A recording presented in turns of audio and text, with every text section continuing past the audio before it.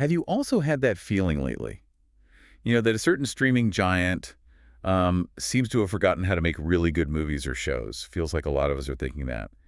How did a company that totally changed cinema, change our living rooms even, end up here? Where, well, its creative side feels like it's struggling. Yeah. Okay, let's unpack this. We're going on a deep dive into the story of this company, the one that changed how we watch, how content gets made. We'll look at the early days, the innovations, that huge rise, and the challenges now. Our mission today is to sift through the facts, the insights, and figure out what it all means for entertainment's future and, for you. It really is striking how fast the perception changed, isn't it? Think about it. Back in, say, 2017, 8 out of the 10 most popular shows streaming, they were from this platform, 8 out of 10.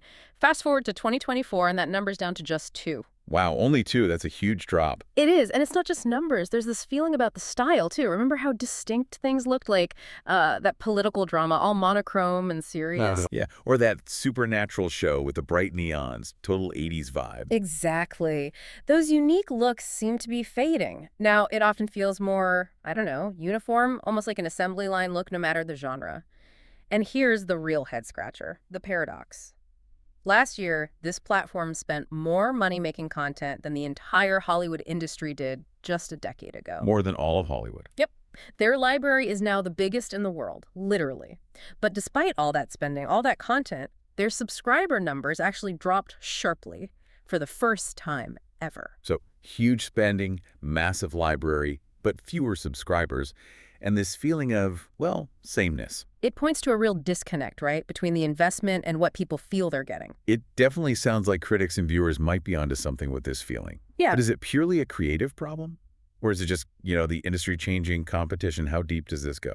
That's exactly what we need to dig into, the real reasons behind this challenge and how it affects cinema globally, storytelling itself. It's much deeper than just a few bad shows or surface complaints. Okay, so to get a handle on today, we need to go back. How did this platform become such a giant in the first place? What was the world like when they started? Let's set the scene. Maybe early 2010s. Hollywood was all about blockbusters then, right? Absolutely. Big studios were pouring everything into franchises, huge event movies, which meant, well, original ideas, independent films. They were really struggling to get funding. It was almost impossible. And into that environment, this company comes along with DVDs. Exactly, which sounds almost quaint now, but it was revolutionary. Picture it. 1997. 2 founders start selling movies on DVD. Which barely anyone had back then. It was all VHS. Precisely. 99% of films were on VHS. DVD was brand new, mostly just in Japan. And even crazier, no physical store. They used the internet, which, again, very few people actually had regular access to. So brand new tech, selling it online when online wasn't really a thing yet? That's bold. Extremely bold. And then came the subscription model. A monthly fee, you order like up to 4 movies, and bam, they arrive at your house the next day. Think about that. 1997. The internet hadn't really hit globally, but they're mailing discs across America based on online subscriptions. It's like they saw the future. They really did seem to be playing chess while everyone else was playing checkers. Okay, so they nailed the DVD by mail thing. What was the next leap? They didn't just stick with discs, obviously. No, they were already thinking ahead. Just a year later, 1998, they developed their own algorithm, a special piece of software to recommend films based on what you watched. Wow, a recommendation engine in 98. That's before YouTube, before TikTok, before almost everything we think of now. Way before. They basically invented the first big recommendation system, changed how people discovered movies. And they kept tweaking it, right, making it smarter. They did. In 1999, they added ratings. Subscribers could rate films, which fed back into the algorithm, making it even better. Smart. So the recommendations got more personal. Exactly. And it worked. By 2005, they were mailing over 1 million discs every single day. 1 million a day. Incredible. But just as everyone else caught up, just as DVD players became totally standard, they shifted again. They saw the writing on the wall for physical media. Right. They weren't going to get caught flat-footed. So the next big move was streaming. Bingo. In 2007, they launched the first online streaming of films directly on their website. A huge, risky leap away from discs. That decision basically paved the way for everything that came next. Then came a really critical moment. Around 2010, the game changed again. How so? Well, the big Hollywood studios finally woke up, they realized streaming was the future, and they started pulling their content licenses back. Ah, so the library they built up started to shrink. Exactly. Suddenly the platform was vulnerable, they faced this huge crisis, either make their own shows and movies, stuff nobody could take away from them, or risk becoming an empty platform. That sounds like immense pressure. Mm. They were still much smaller than the big studios then, right? Oh, absolutely. It was a massive gamble. Produce original content or potentially disappear. So, facing that ultimatum, how on earth did they pick their very first original show? The first one had to work. It really did. They apparently spent 6 months searching, and the choice. House of Cards. But here's the fascinating part. It wasn't just gut feeling. It was based on data from their own recommendation algorithm. They used their data to pick a show. Yes, the algorithm showed that viewers were really into shows with ambiguous, complex main characters, political drama, power struggles, think The Wire, Breaking Bad, Game of Thrones. So they didn't just pick a script they liked, they picked a data-backed narrative concept. That's clever, using their own user insights. And the show itself delivered. Remember that very first scene where Kevin Spacey's character coldly kills that injured dog? Oh yeah, chilling. Sets the tone immediately. Right. It instantly tells you, this guy is ruthless, a political shark, he'll do anything. The show didn't pull punches, it tackled complex stuff, dark themes, it didn't talk down to the audience. And it blew up, didn't it? It became a huge hit. Massive. Apparently, it was even being watched in the White House. The president supposedly asked people not to spoil it for him. Huh. That's Yep. amazing. And that success, that led to that iconic sound, right? The ta-dum. That's the one. It became the sonic signature for all their originals, a sign of something new, something high quality. So House of Cards proved the model could work. Yeah. What came next? How did that first hit shape things for us, the viewers? Well, that success gave them the confidence to greenlight more. They commissioned, I think, 4 new projects right away, all kind of following a similar formula. Which was? Taking a popular genre, but weaving in what you might call a social nerve. Content that tapped into real societal issues, anxieties, maybe perspectives that weren't often shown. He gives some examples. Sure, Orange is the New Black. Looked at life in a women's prison, but through this sort of domestic lens, and became this really important commentary on women in society. Then Narcos, about Pablo Escobar. Yes, a crime story, but it also dug into corruption, shadow economies, even at government levels. Daredevil gave us a superhero, but grounded, gritty, exploring the justice system's flaws. And even BoJack Horseman. Looked like a cartoon, but wow, it went deep into depression, addiction, identity. Really complex adult themes. So by around 2015, it was clear this wasn't just a place to rent movies anymore. It was a legit film company making its own stuff. And not just anything, but like really thought-provoking adult content, kind of like HBO or Showtime had been doing. Exactly. And the growth was just explosive. Every new original seemed to become a hit, critically acclaimed, talked about everywhere. Which brings us to what many call the golden age, roughly 2016 to 2021. This was when we saw just an explosion of shows that everyone seemed to be watching. Okay, the golden age. Yeah. What defined that period? Shows like Money Heist, The Crown, Black Mirror, The Queen's Gambit, Stranger Things, and of course, Squid Game. The key thing here, I think, was a shift in strategy. They started making content designed to unite really diverse audiences. How so? Like bridging age gaps? Precisely. Look at Stranger Things. It masterfully blended those coming-of-age kid adventures with deep 80s nostalgia. So kids loved it, but so did their parents who grew up in the 80s. Right. It hit that sweet spot. I remember watching it with my family. Everyone got something different out of it.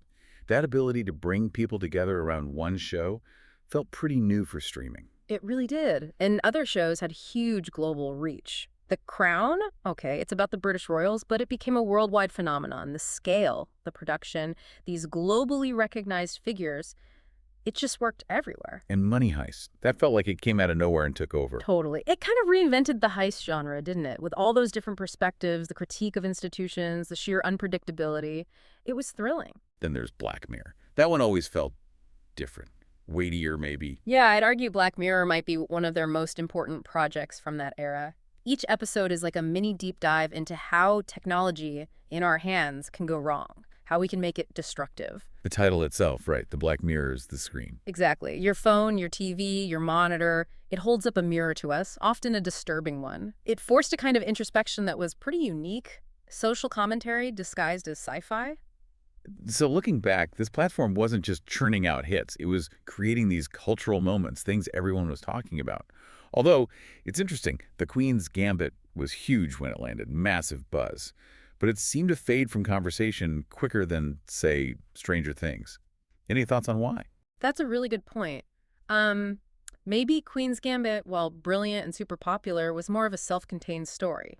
Expertly told, yes, but perhaps it didn't tap into those ongoing anxieties or offer the kind of world building that keeps shows like Stranger Things or Black Mirror fueling discussion and fan theories for years. It was a perfect limited series, but maybe lacked that long-term social nerve hook. That makes sense. A contained masterpiece versus an ongoing cultural conversation.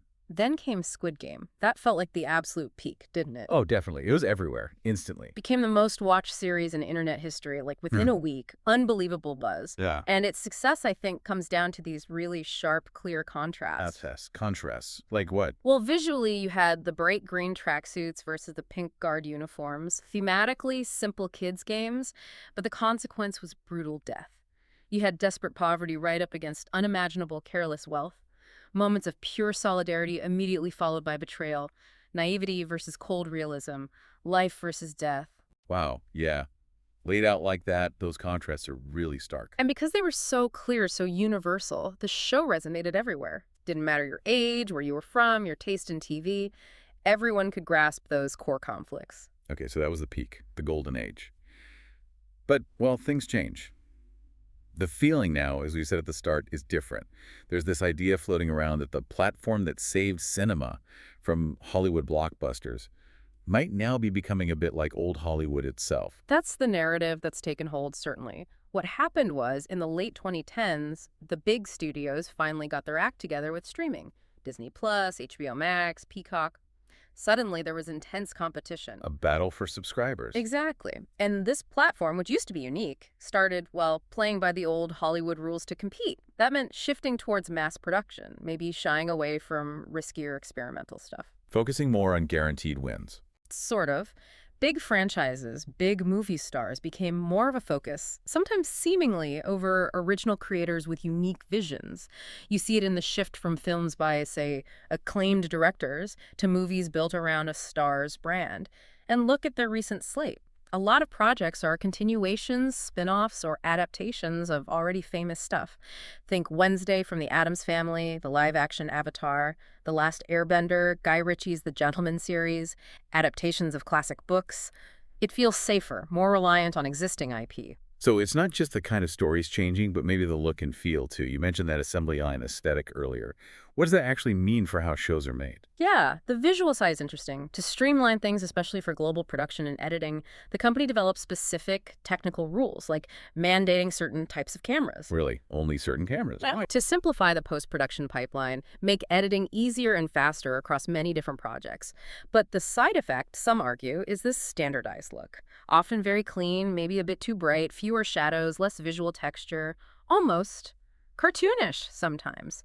Because those fine details, that nuanced lighting, might not show up well on a phone screen anyway. So, optimized for multi-screen viewing, maybe, but losing some cinematic artistry. That's the concern. And it apparently extends to writing, too, because people binge watch, maybe while scrolling on their phone. There's reportedly pressure for simpler dialogue. Simpler dialogue, how? Like more exposition, characters explaining things more directly, turning dialogue into, as some critics put it, tedious recaps so you don't get lost if you look away.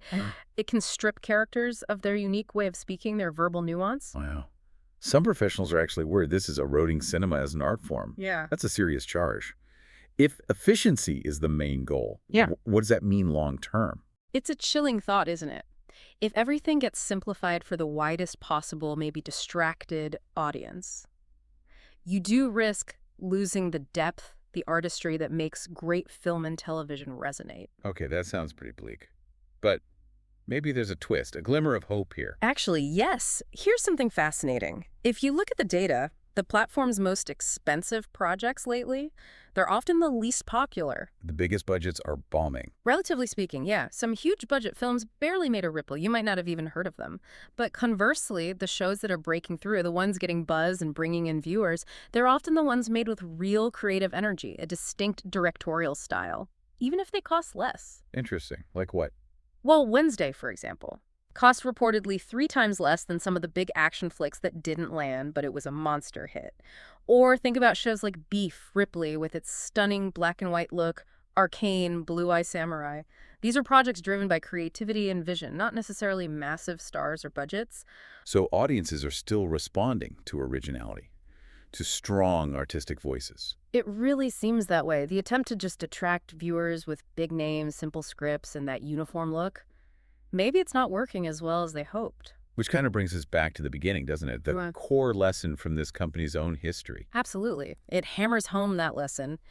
Real, lasting success seems to come from going where it's maybe a bit scary, doing the thing nobody else is doing yet, like selling DVDs online in '97 or making original shows for the internet when everyone thought it was crazy. Boldness, curiosity, creativity, Yeah, not just budget. exactly. The market, it seems, still craves that original vision.